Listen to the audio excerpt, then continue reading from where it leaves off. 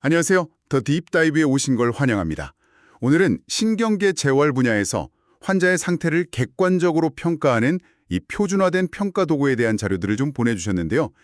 MBI, FEIM, BBS. 솔직히 처음 자료를 딱 봤을 땐요. 이게 무슨 암호 해독표 같아서 조금 막막하더라고요. 하하, 충분히 그러실 수 있죠. 약어에 숫자까지 가득하니까요. 하지만 이 도구들의 진짜 힘은요, 그 재활 과정에서 겪는 막연함을 싹 걷어내는 데 있습니다. 어제보다 좀 나아진 것 같아요 하는 이런 주관적인 느낌을요, 지난주보다 균형 점수가 5점 올라서 이제 지팡이 없이도 걸으실 수 있습니다. 라는 아주 명확한 사실로 바꿔주는 거죠. 그러니까 안개를 걷어내고 길을 딱 보여주는 이정표 같은 거군요.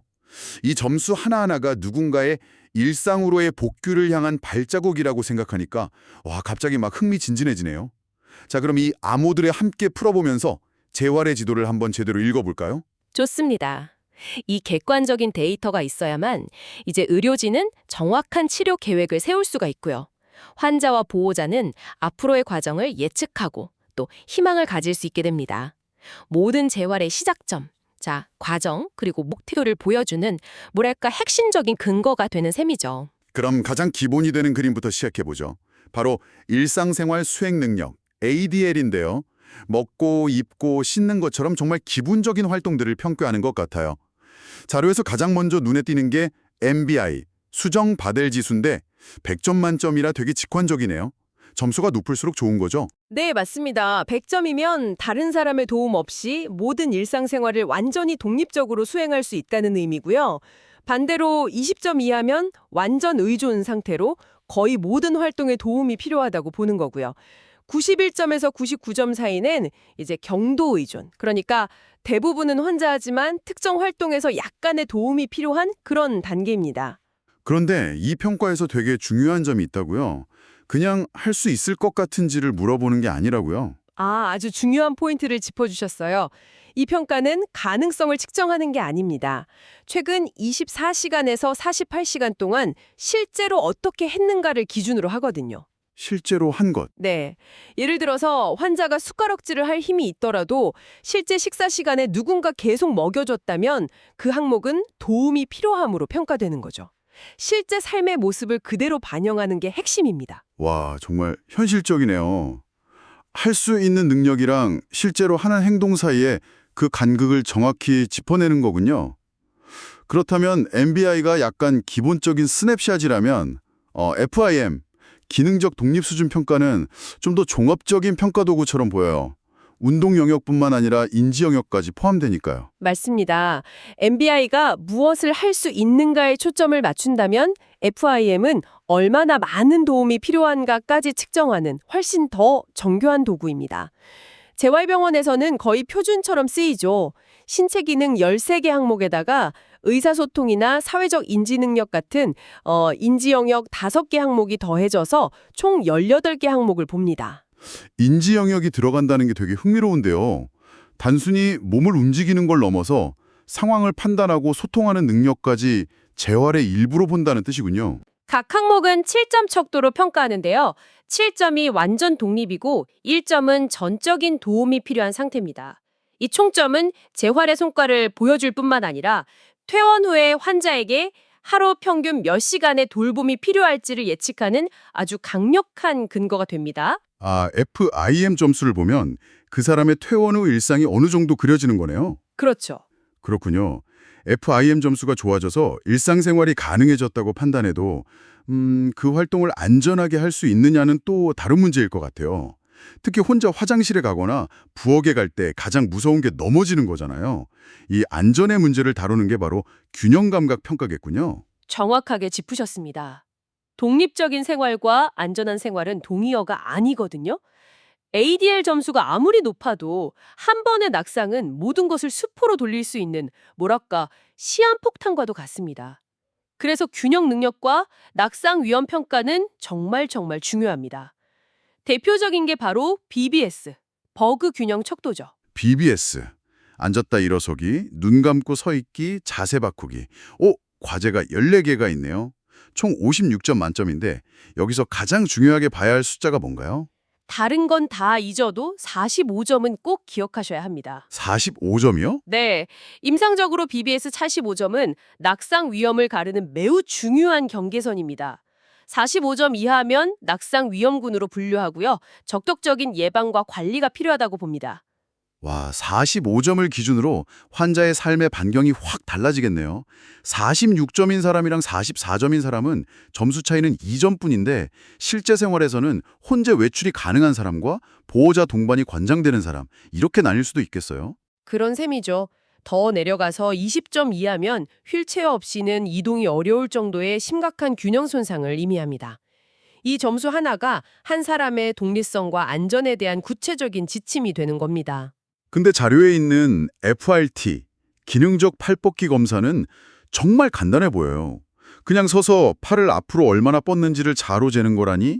이게 어떻게 낙상 위험을 예측할 수 있죠? 간단해 보이지만 아주 과학적인 원리가 숨어 있습니다. 잠깐만요. 그럼 이건 단순히 팔 힘이나 유연성을 보는 게 아니라 발을 땅에 묻힌 채로 상체를 얼마나 안정적으로 제어하는지를 보는 뭐랄까 코어 근력 테스트에 가깝겠네요. 허리나 다리 힘이 없으면 팔을 멀리 뻗고 싶어도 몸이 버티질 못하니까요. 아, 정확합니다. 바로 그거예요. 무게중심을 이동시킬 때 넘어지지 않고 버티는 능력을 보는 거죠. 발을 고정한 채 몸을 앞으로 기울일 때 우리 몸의 근육들이 얼마나 조화롭게 균형을 잡고 버텨내는지를 보는 겁니다. 이 거리가 짧다는 건 그만큼 안정성이 떨어진다는 의미고요.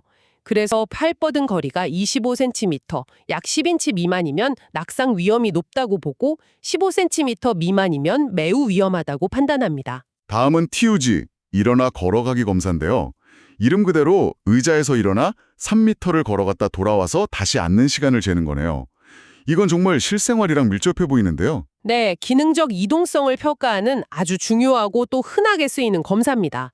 집안에서 화장실을 가거나 초인종이 울렸을 때 현관으로 나가는 것 같은 일상적인 움직임을 그대로 반영하죠. 여기서 중요한 기준선은 일반 노인 기준으로 13.5초입니다. 이보다 오래 걸리면 낙상 위험이 높다고 봅니다. 13.5초요. 와, 정말 구체적이네요. 제가 담당했던 한 할머니는요. 터글 시간이 15초에서 12초로 줄었을 때 펑펑 우셨어요. 재활실에서 3초를 단축한 것이 그분에겐 손주를 보러 혼자 버스를 타러 정류장까지 걸어갈 수 있는 자유를 의미했거든요. 와, 이 숫자들은 단순한 기록이 아니라 결국 누군가의 삶 그 자체입니다. 와, 3초의 의미가 그렇게 클 수 있군요. 말씀을 듣고 나니 이 숫자들의 무게가 정말 다르게 느껴집니다. 자, 그럼 균형을 잡고 안전하게 일어설 수 있게 됐다면 그 다음은 걷기 능력을 봐야겠네요. 10m 보행검사, 10MWT는 보행 속도를 측정하는데 솔직히 걷는 속도가 그렇게까지 중요한 지표라는 게 잘 와닿지는 않아요.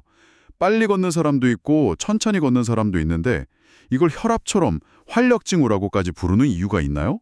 그냥 개인의 습관 차이가 아닐까요? 아, 아주 좋은 질문입니다.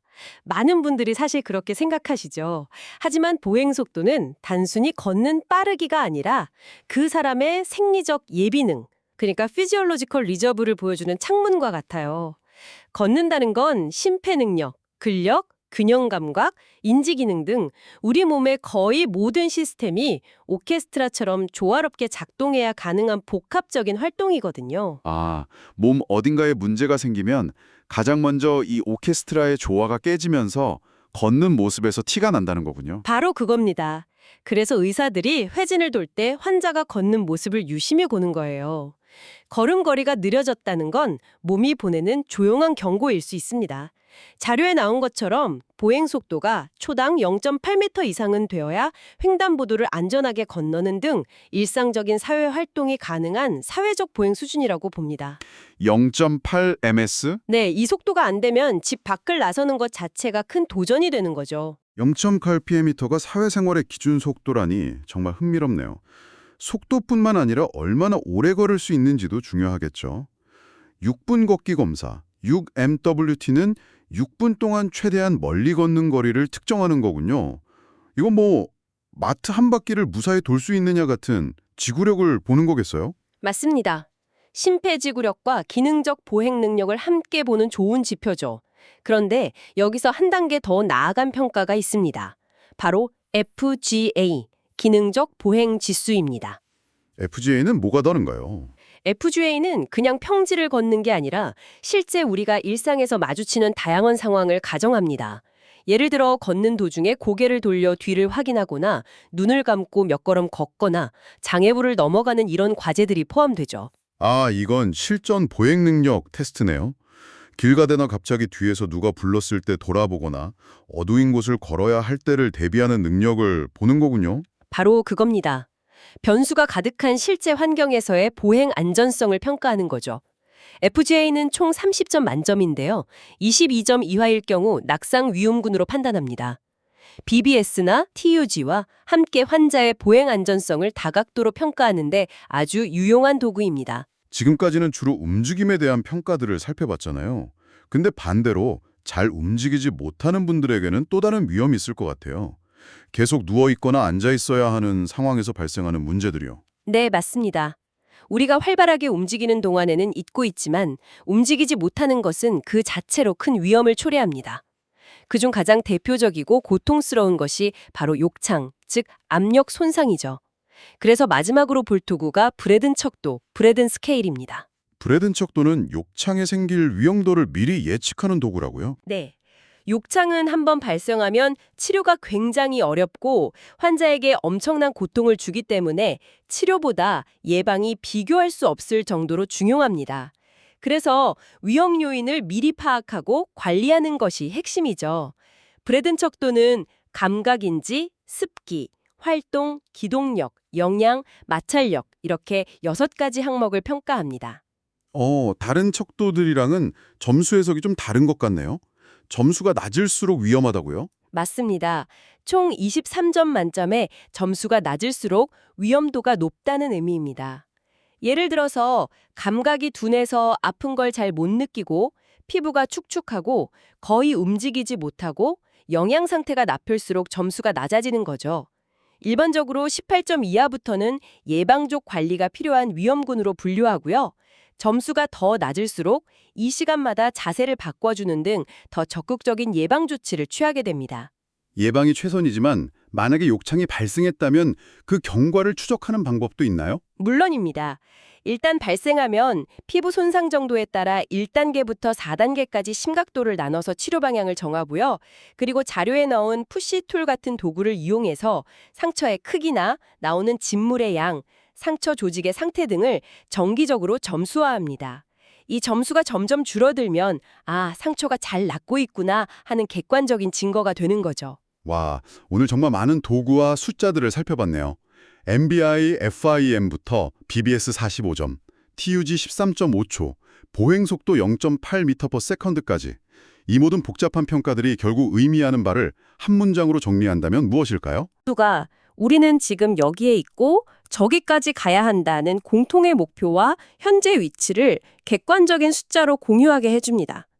BBS 45점, TUG 13.5초 같은 이런 기준점들은 단순한 숫자가 아니라 한 개인의 안전과 독립이라는 삶의 질을 가늠하는 매우 현실적인 경계선인 셈입니다. 점수표에 적힌 숫자가 아니라 누군가의 독립적인 삶을 향한 여정을 보여주는 지도라는 말씀이 정말 와닿네요. 단순히 기능을 평가하는 걸 넘어서 그 사람의 삶 전체를 조망하고 앞으로 나아갈 길을 함께 그려나가는 도구들이군요. 정확합니다. 그래서 여기서 한 가지 더 생각해 볼 질문을 던져볼 수 있습니다. 우리는 이렇게 체계적인 지표로 신체의 회복을 측정하고 지원하는데요. 그렇다면 정신적인 회복이나 은퇴 후의 삶, 혹은 경력 전환과 같은 우리 삶의 다른 중요한 영역에서도 회복과 성장을 측정할 수 있는 자신만의 기능적 독립 척도를 만들어 본다면 어떨까요? 저만의 기능적 독립 척도. 와, 그거 되게 흥미로운데요? 당신의 삶에서 완전 독립, 그러니까 7점을 의미하는 활동은 무엇인가요? 그리고 지금 당신의 각 영역별 점수는 몇 점 정도일까요? 꼭 숫자가 아니더라도 우리 삶의 중요한 부분들을 이렇게 객관적으로 점검해 보는 것만으로도 앞으로 나아갈 방향을 찾는 데 큰 도움을 될 수 있을 겁니다. 와, 굉장히 깊이 생각해 볼 만한 질문이네요. 제 삶의 영역별 FIM 점수는 과연 몇 점일지 오늘 집에 가서 곰곰이 생각해 봐야겠습니다. 오늘 심층 분석은 여기서 마무리하겠습니다. 함께해 주셔서 감사합니다.